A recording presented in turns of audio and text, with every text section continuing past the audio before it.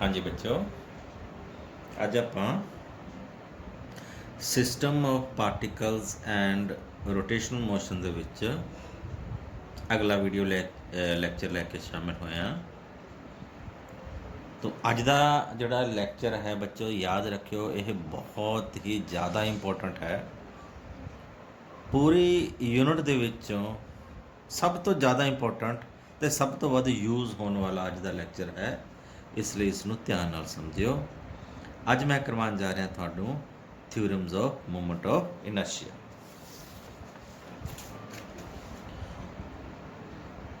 तो this is very very important. Exam समझ लियो कि ये 3 नंबर का क्वेश्चन आ सकता है।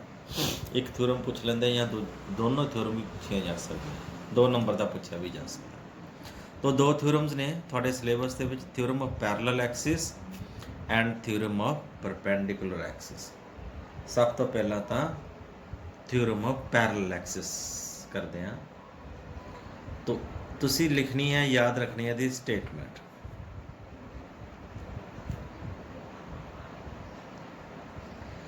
हाँ जी बच्चों, स्टेटमेंट मैं बोलता राइट, लिखता नहीं मैं। चलो बुक चो मैं सीधी स्टेटमेंट थोड़े सामने दिखा देना।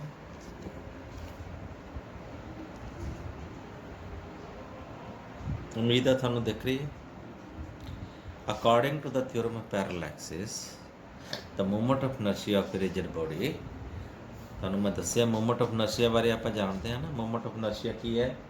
It measures the rotational inertia of a body in the rotational motion, means inability of a body unable to change its present state of rotational motion। कि ਜਿਹੜੀ ਬੋਡੀ ਰੋਟੇਸ਼ਨਲ ਮੋਸ਼ਨ ਦੇ ਵਿੱਚ ਘੁੰਮ ਰਹੀ ਹੈ, ਉਸ ਰੋਟੇਸ਼ਨਲ ਮੋਸ਼ਨ ਦੇ ਵਿੱਚ ਜੋ ਵੀ ਮੋਸ਼ਨ ਹੈ, ਚਾਹੇ ਉਹ ਰੈਸਟ ਦੇ ਵਿੱਚ ਹੈ ਜਾਂ ਹੋਰ ਯੂਨੀਫਾਰਮ ਮੋਸ਼ਨ ਦੇ ਵਿੱਚ ਹੈ, ਉਸ ਮੋਸ਼ਨ ਨੂੰ ਨਾ ਚੇਂਜ ਕਰਨ ਦੀ ਸਮਰੱਥਾ ਨੂੰ, ਇਨਐਬਿਲਿਟੀ ਨੂੰ ਅਸੀਂ ਮੂਵਮੈਂਟ ਆਫ ਇਨਰਸ਼ੀਆ ਕਹਿੰਦੇ ਹਾਂ।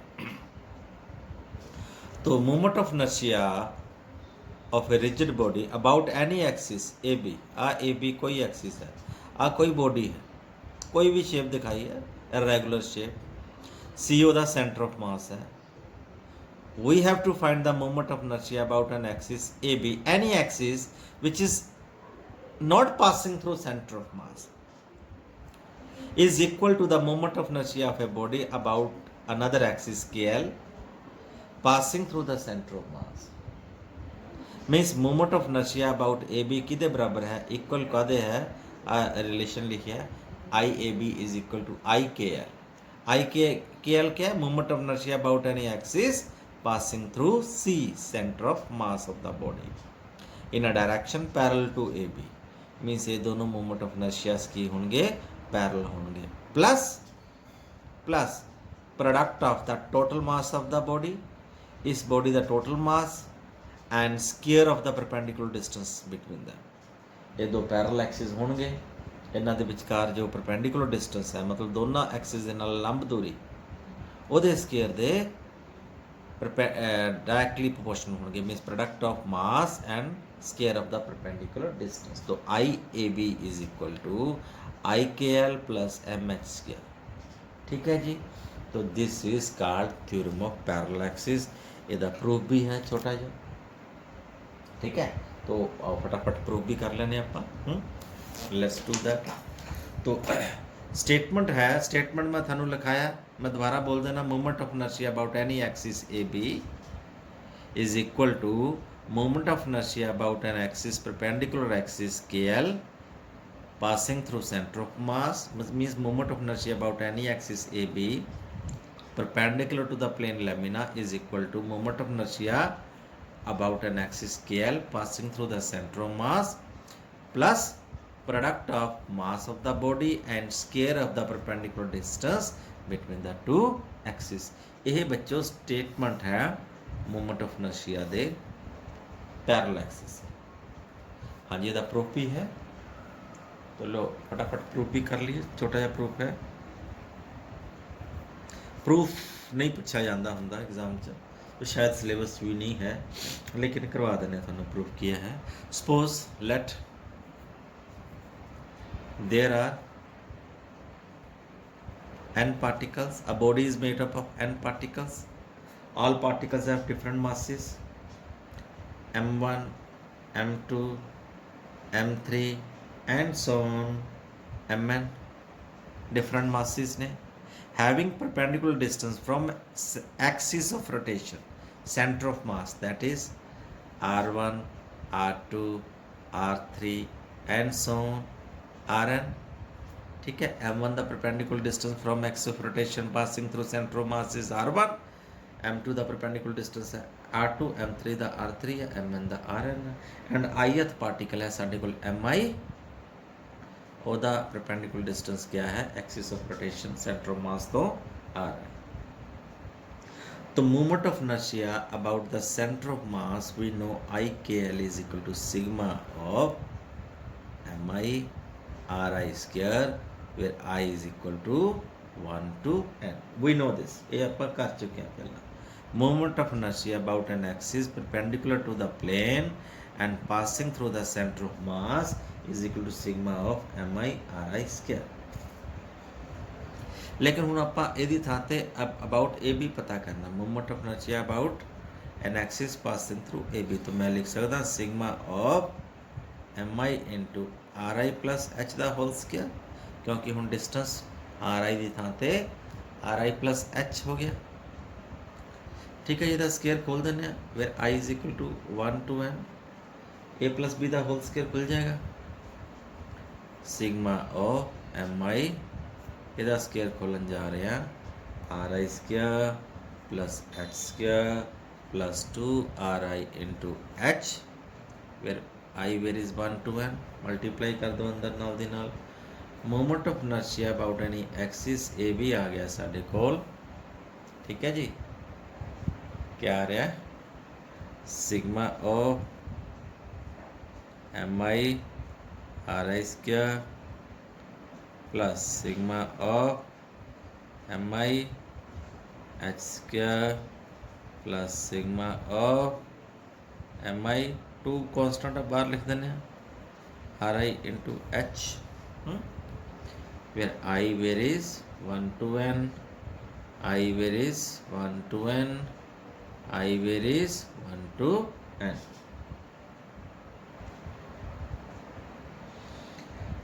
Okay, now next is we know as the body is balanced, we know as the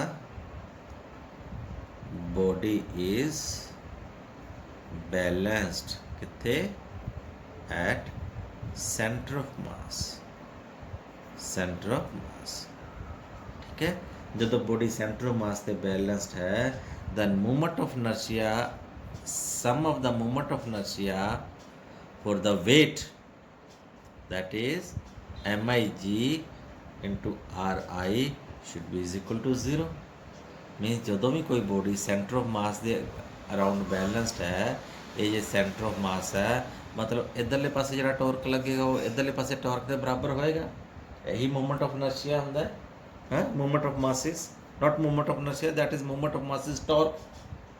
तो ਇਹਦਾ इधरला टॉर्क इधरले टॉर्क के बराबर होएगा. मीन सिग्मा ऑफ वेट, इधरला फोर्स लग रही है वेट जी इधरले पासे फोर्स लग रही है, इन्होंने दोनों का सम 0 होएगा.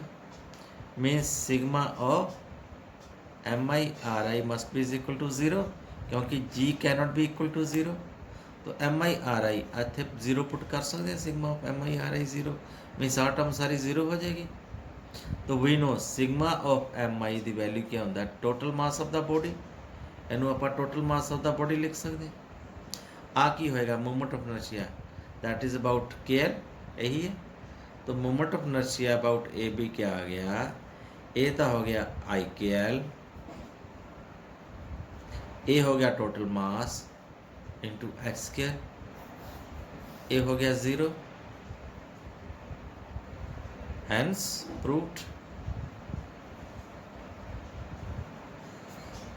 ठीक है बच्चों, ये सी पहली थ्योरम कि moment of inertia about any axis A B किदे बराबर है moment of inertia about an axis parallel axis passing through the centre of mass plus total mass of the body and square of the perpendicular distance between these two parallel axes.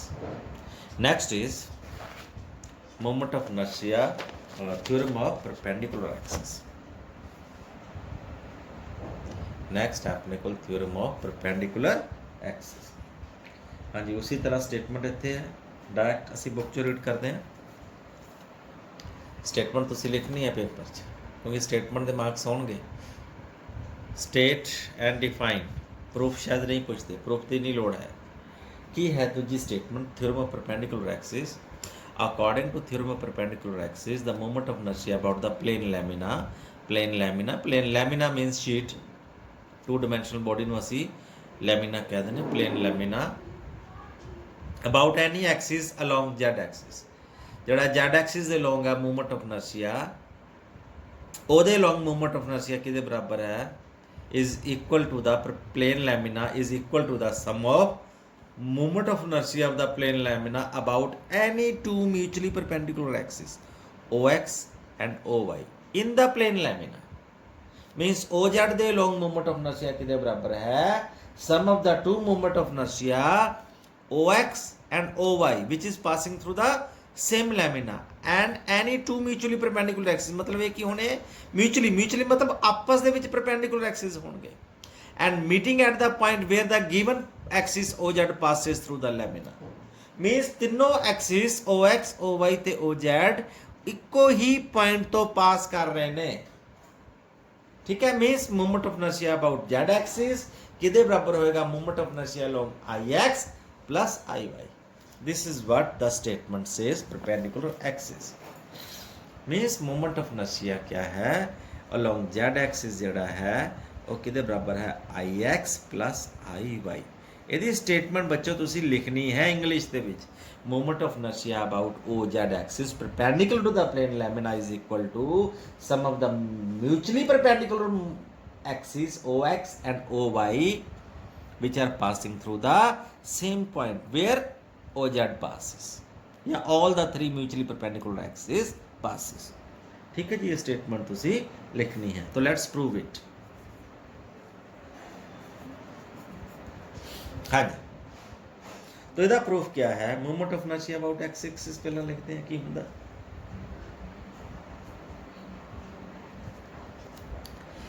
आ है x axis, तो बच्चों moment of inertia about X axis क्या होएगा, आ perpendicular distance M I है, ਇਹਦਾ perpendicular distance Y I होएगा, X axis ਦੇ परपेंडिकुलर डिस्टेंस होएगा वाई आई। तो that is sigma of M I Y I square, we have to write. समझ में आया। Moment of inertia about X axis किसके बराबर है, sigma X axis along moment of inertia किसके बराबर है, sigma of M I into perpendicular distance लेने एक्स एक्सिस तो एम आई का परपेंडिकुलर डिस्टेंस एक्स एक्सिस तो क्या होएगा, वाई आई, तो वाई आई के स्क्वायर के बराबर। Similarly moment of inertia along Y axis, ये अलोंग मोमेंट ऑफ इनर्शिया, तो आ एक्स एक्स आई है तो मीन्स आ भी एक्स आई होएगा, means sigma of M I into X I square. And moment of inertia about Z axis ये along क्या होएगा, तो ओदा परपेंडिकुलर डिस्टेंस बच्चों आर आई है, राइट, आ वाला परपेंडिकुलर डिस्टेंस आ 90 का एंगल होएगा, तो sigma of M I R I square. ठीक है, नो डाउट यदि value I is equal to 1 to n लिखनी है, I is equal to 1 to n, I is equal to 1 to n। We know R I square is equal to X I square plus Y I square. आप value put कर देनी है, Pythagoras theorem ला के काट सकते। तो are आई की value आ जाएगी sigma of M I into X I square plus Y I square which is I is equal to 1 to n। तो अंदर मल्टीप्लाई कराएंगे sigma of M I X I square I is equal to 1 to n plus sigma of M I Y I square I is equal to 1 to n। एक ही है, this is I Y, एक ही है, this is I x. तो I Z लिखा जा सकता आई Y plus आई x, या फिर अपन सीधे तरीके ना लिख सकते हैं आई जेड बराबर है I X plus I Y. ठीक है बच्चों, much better and simple proof है। है ना, याद भी रह जाएगा थानू।